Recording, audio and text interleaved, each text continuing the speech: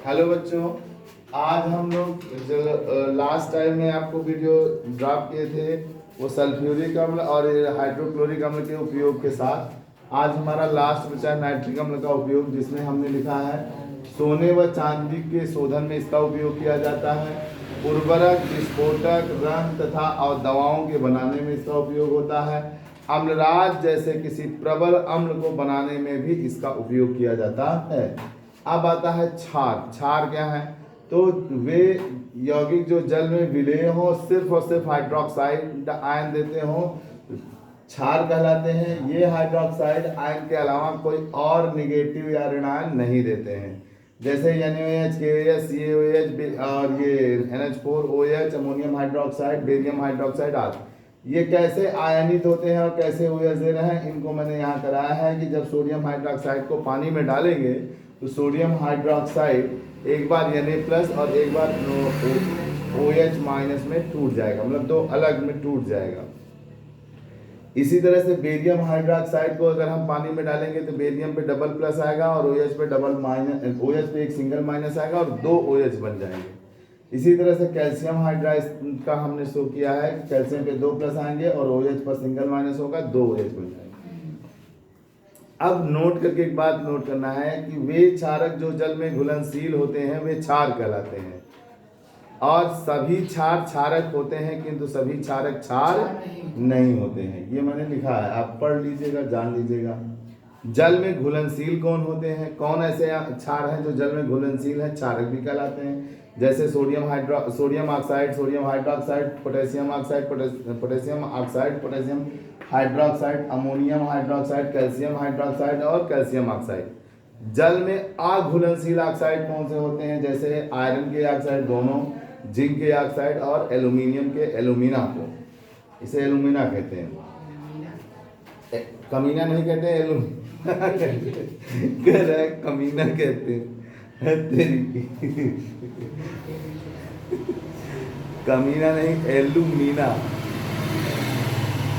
क्षार की प्रबलता विलयन में उपस्थित OH- आयन की संख्या पर निर्भर करता है। यदि OH- आयन की संख्या ज्यादा रहेगी क्षार प्रबल होगा, और OH की संख्या कम रहेगी क्षार थोड़ा सा दुर्बल होगा। क्षार के सामान्य गुण। क्षार में सामान्य गुण क्या है कि जिस तरह से अम्ल संक्षारक होते हैं, कोरोसिव होते हैं, काट देते हैं, ठीक उसी तरह से क्षार भी संक्षारक होते हैं। चाहे लकड़ी हो, चाहे कपड़ा हो, चाहे त्वचा हो, ये उसको क्या करते हैं? काट देते हैं।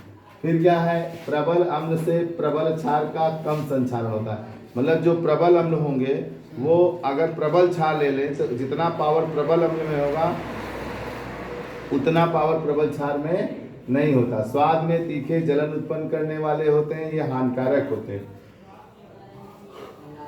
नेक्स्ट, जल में ये विलेय होते हैं और लाल लिटमस को नीला कर देते हैं, लाल लिटमस को नीला कर देते हैं। क्षार को छूने पर साबुन जैसा चिपचिपाहट सा चिकनापन लाता है, ठीक है। ये अम्ल से क्रिया करके लवण बनाते हैं। अब क्षार के रासायनिक गुण। क्षार के रासायनिक गुण, अगर ये अम्ल से क्रिया कर रहे हैं, प्रबल अम्ल प्रबल क्षार क्रिया करेंगे तो लवण बन जाएगा, ठीक। वसा से जब हम क्रिया कराते हैं तो साबुन बनता है, और साबुन बनने की प्रक्रिया को साबुनीकरण कहते हैं। वो आपके यहाँ लास्ट में है, पढ़ाएंगे कार्बन वाले में। तो हमने यहाँ पर RR ग्रुप लिया, कोई बड़े एल्किल ग्रुप नहीं दिखाया आपको। अगर हम बड़े लेंगे, सोडियम पामिटेट, सोडियम स्टीरेट, इन सब से साबुन बनाए जाते हैं। तो अगर हम किसी क्षार से रिएक्शन कराएं, अगर हम सोडियम हाइड्रोक्साइड से कराएंगे तो हमको कपड़ा धुलने वाला साबुन मिलेगा, लेकिन अगर हम पोटेशियम हाइड्रोक्साइड से कराएंगे तो हमको नहाने वाला साबुन मिलेगा, ठीक है ना। तो ये है हमारा ग्लिसरॉल बनता है, यहाँ से बॉन्ड ब्रेक करेंगे, बाकी जो बचा है उसमें OH जोड़ देंगे तो ये बन जाएगा हमारा साबुन का।